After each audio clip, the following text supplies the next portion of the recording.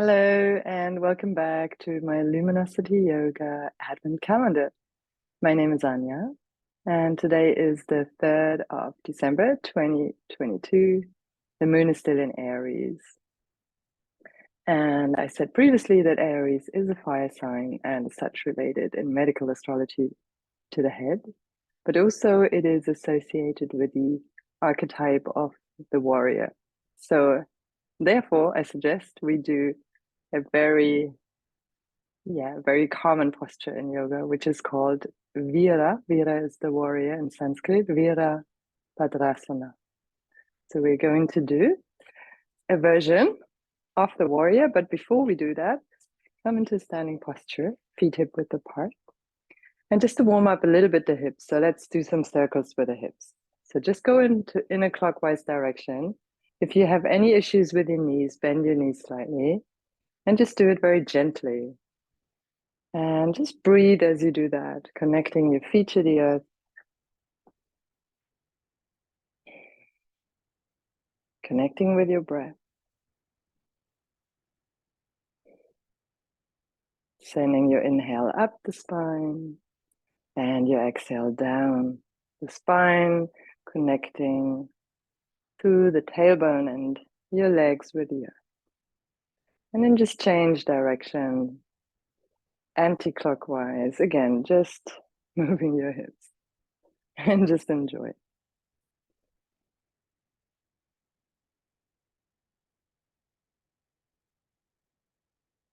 And it is very important that you really listen to your body when you go into these asanas, especially if you're a beginner. So never force anything and never go against yourself. So if you feel the stretch is too much for you, you just do a milder version. And always stay connected to your breath. So feet can be like hip width distance. And we're going to start with stepping the left foot back, right foot is forward, and we keep that distance with the feet, also when we move the foot back. So it's going to be more like the feet are on rail tracks, yeah? Standing like that. You bend the front knee and you bring your arms up. And because that's a bit difficult to see from the front, I'm going to now step sideways. So you're going to see that. Right knee is bent. Left foot is 45-degree facing inwards. Toes are facing inwards, so you can actually tilt your hips forward. If they don't go forward all the way, as I said, don't force. And just take a moment to stay connected to your feet. If this stretch here is too much on your groin, back off a little bit.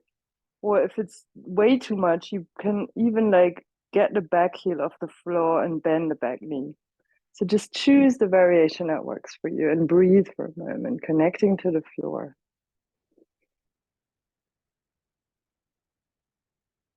Really feel as if you're breathing in through the feet, up the spine on your inhale and down on your exhale. And then you bring your arms up, shoulder width is fine, especially if you have any problems with the shoulders.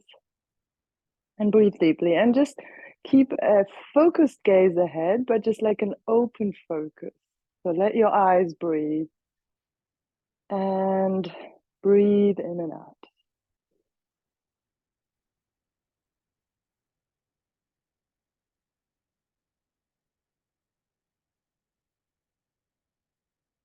Just sensing the connection to the ground through your feet. And from the crown, it's a very gentle pull outwards to the forces above, to the universe. Straighten the front leg. Bring your hands to your hips. And first of all, just bring both feet inwards. And then we're going to go over to the other side. So you can start again with this posture. And then move your right foot back. So your left knee is bent.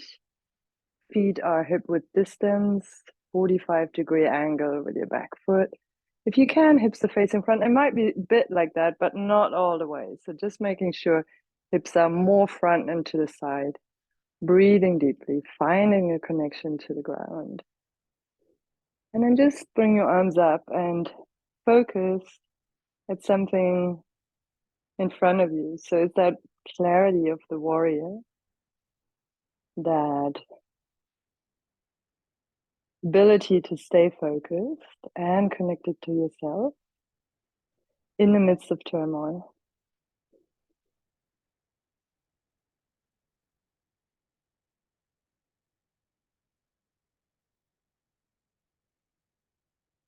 Inhaling up to the crown, exhaling down to the tailbone, through your feet into the earth. Bring your hands here again to your hips. And then exhale, step front. You can take a few steps to do that. Bring your hands in front of a heart. And then just take a moment to think about something you're grateful for today.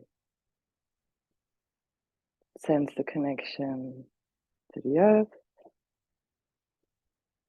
and to the sky above you. And find your stance in between heaven and earth.